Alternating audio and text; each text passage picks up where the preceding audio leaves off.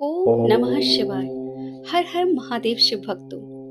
भक्तों, पहली वीडियो में हमने शिव महापुराण के प्रथम खंड के अध्याय 1 और 2 को पढ़ा था।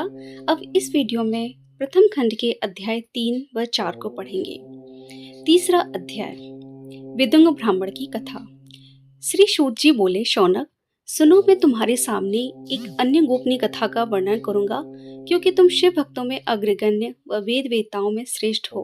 समुद्र के निकटवर्ती प्रदेश में बाष्कल नाम का गांव था, जहां वैदिक धर्म से विभु महापापी मनुष्य रहते थे। वे सभी दुष्ट हैं एवं उनका मन दूषित विषय भोगों में ही लगा रहता है। वे देवताओं एवं भाग्य पर विश्वास नहीं करते। वे सभी कुटिल वृत्ति वाले हैं, किसानी करते हैं और विभिन्न प्रकार के अस्त्र शस्त्र रखते हैं। वे व्यभिचारी हैं। इस बात से वे पूर्णतः अनजान है कि ज्ञान, वैराग्य तथा सद्धर्म ही मनुष्य के लिए परम पुरुषार्थ है। वे सभी पशु बुद्धि हैं। अन्य समुदाय के लोग भी उन्हीं की तरह बुरे विचार रखने वाले, धर्म से विमुख हैं। वे नित्य कुकर्म में लगे रहते हैं एवं सदा विषय भोगों में डूबे रहते हैं। वहाँ की स्त्रियां भी बुरी स्वभाव की, स्वेच्छाचारिणी, पाप में डूबी, कुटिल सोच वाली और व्यभिचारिणी हैं। वे सभी सद्व्यवहार तथा सदाचार से सर्वथा शून्य हैं। वहाँ सिर्फ दुष्टों का निवास है। बाष्कल नामक गांव में विदुंग नाम का एक ब्राह्मण रहता था। वह अधर्मी, दुरात्मा एवं महापापी था। उसकी स्त्री बड़ी सुंदर थी। उसका नाम चंचला था। वह सदा उत्तम धर्म का पालन करती थी, परंतु विदुंग वैश्यागामी था। इस तरह कुकर्म करते हुए बहुत समय व्यतीत हो गया। उसकी स्त्री काम से पीड़ित होने पर भी स्वधर्म के नाश के भय से क्लेश सहकर भी काफी समय तक धर्म भ्रष्ट नहीं हुई, परंतु आगे चलकर वह भी दुराचारी पति के आचरण से प्रभावित होकर दुराचारणी और अपने धर्म से विमुख हो गई। इस तरह दुराचार में डूबे हुए उन पति पत्नी का बहुत सा समय व्यर्थ बीत गया। वैश्यागामी दूषित बुद्धि वाला वह दुष्ट ब्राह्मण विदुंग समनुसार मृत्यु को प्राप्त हो नरक में चला गया। बहुत दिनों तक नरक के दुखों को भोग कर वह मूढ़ बुद्ध पापी विंध्य पर्वत पर भयंकर पिशाच हुआ। इधर उस दुराचारी विदुंग के मर जाने पर वह चंचला नामक स्त्री बहुत समय तक अपने पुत्रों के साथ अपने घर में रहती रही। पति की मृत्यु के बाद वह भी अपने धर्म से गिरकर अन्य पुरुषों का संग करने लगी थी। सतियां विपत्ति में भी अपने धर्म का पालन करना नहीं छोड़ती।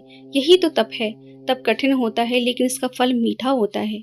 विषय इस सत्य को नहीं जानता, इसलिए वह विषयों के विषफल का स्वाद लेते हुए भोग करता है।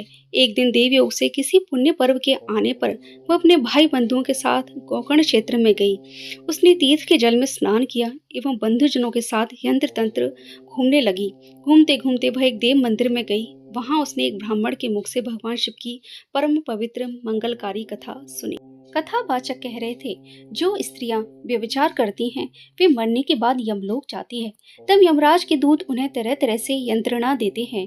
वे उसके कामांगों को तप्त लोह दंडों से दागते हैं। तप्त लोह पुरुष के साथ उसका संसर्ग कराते हैं।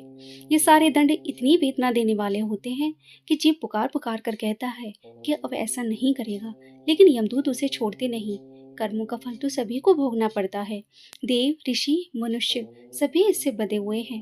ब्राह्मण के मुख से यह वैराग्य बढ़ाने वाली कथा सुनकर चंचला भय से व्याकुल हो गई।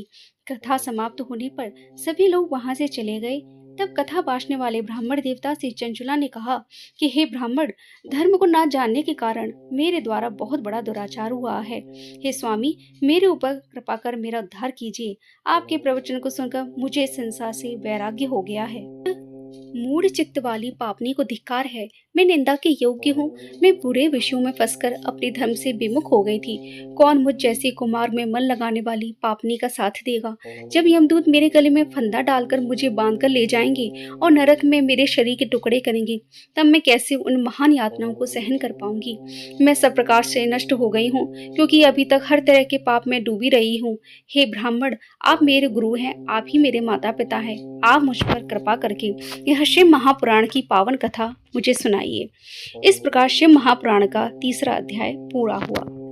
चौथे अध्याय में हम सुनेंगे चंचला की शिव कथा को सुनने में रुचि और शिवलोक गमन।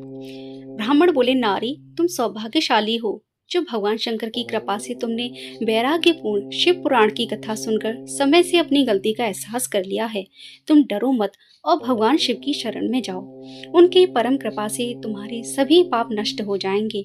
मैं तुम्हें भगवान शिव की कथा सहित वह मार्ग बताऊंगा जिसके द्वारा तुम्हें सुख देने वाली उत्तम गति प्राप्त होगी।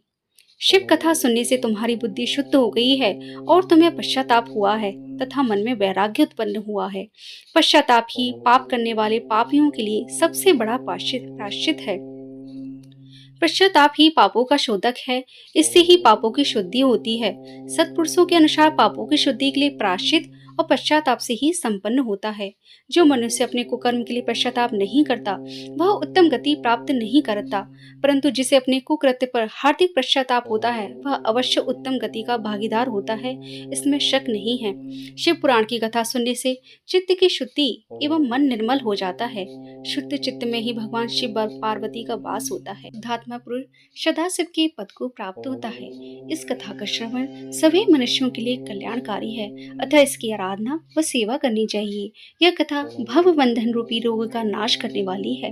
भगवान शिव की कथा सुनकर हृदय में उसका मनन करना चाहिए, इससे चित्त की शुद्धि होती है। चित्त शुद्धि होने से ज्ञान और वैराग्य के साथ महेश्वर की भक्ति निश्चय ही प्रकट होती है तथा उनके अनुग्रह से दिव्य मुक्ति प्राप्त होती है। जो मनुष्य माया के प्रति आसक्त है वह संसार बंधन से मुक्त नहीं हो पाता। हे ब्राह्मण पत्नी, तुम अन्य विषयों से अपने मन को हटाकर भगवान शंकर की इस परम पावन कथा को सुनो, इससे तुम्हारे चित्त की शुद्धि होगी और तुम्हें मोक्ष की प्राप्ति होगी। जो मनुष्य निर्मल हृदय से भगवान शिव के चरणों का चिंतन करता है उसकी एक ही जन्म में मुक्ति हो जाती है। कहते हैं शौनक, यह कहकर वे ब्राह्मण चुप हो गए। उनका हृदय करुणा से भर गया, वे ध्यान में मग्न हो गए। ब्राह्मण का उक्त उपदेश सुनकर चंचला के नेत्रों में आनंद के आंसू छलक आए। वह हर्ष से भरे हृदय से ब्राह्मण देवता के चरणों में गिर गई और हाथ जोड़कर बोली, मैं कृतार्थ हो गई हूँ। ब्राह्मण, शिव भक्तों में श्रेष्ठ स्वामिन, आप धन्य हैं, आप परमादर्शी हैं और सदा परोपकार में लगे रहते हैं। साधु, मैं नरक के समुद्र में गिर रही हूँ, कृपा कर मेरा उद्धार कीजिए। जिस पौराणिक व अमृत के समान सुंदर शिव पुराण की कथा की बात आपने की है, उसे सुनकर ही मेरे मन में वैराग्य उत्पन्न हुआ है। उस अमृतमय शिव पुराण की कथा को सुनने के लिए मेरे मन में बड़ी श्रद्धा हो रही है। कृपया आप मुझे उसे सुनाइए। सूची कहते हैं, शिव पुराण की कथा सुनने की इच्छा मन में लिए हुए चंचला उन ब्राह्मण देवता की सेवा में वहीं रहने लगी। उस गोकर्ण नामक महाक्षेत्र में उन ब्राह्मण देवता के मुख से चंचला शिव पुराण की भक्ति, ज्ञान और वैराग्य बढ़ाने वाली और मुक्ति देने वाली परम उत्तम कथा सुनकर कृतार्थ हुई। उसका चित्त शुद्ध हो गया। वह अपने हृदय में शिव के सगुण रूप का चिंतन करने लगी है। वह सदैव शिव के सच्चिदानंदमय स्वरूप का स्मरण करती थी। तत्पश्चात अपना समय पूर्ण होने पर चंचला ने बिना कष्ट के ही अपना शरीर त्याग दिया। उसे लेने के लिए एक दिव्य विमान वहां आ पहुंचा। यह विमान शोभा साधनों से सजा था एवं शिव गणों से सुशोभित था। चंचला विमान से शिवपुरी पहुंची और उसके सारे पाप धुल गए।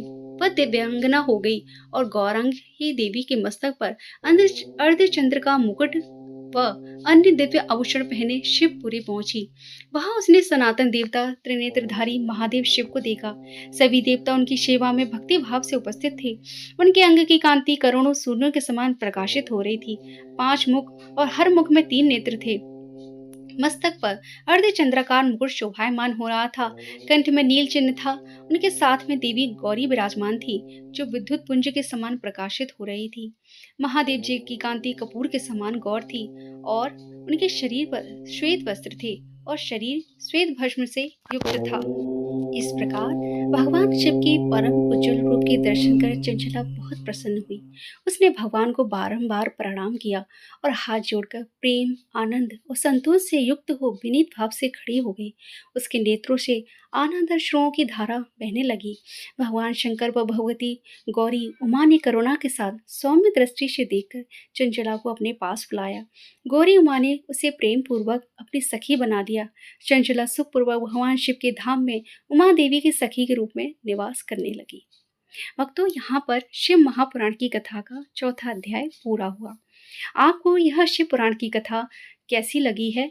यदि ये कथा आपको पसंद आ रही है तो इसे ज़्यादा से ज़्यादा शेयर करें और चैनल को सब्सक्राइब जरूर करें। कथा को सुनने के बाद कमेंट में हर हर महादेव लिखना ना भूलें। इस कथा को पूरा देखने के लिए आप सभी का बहुत बहुत धन्यवाद। हर हर महादेव।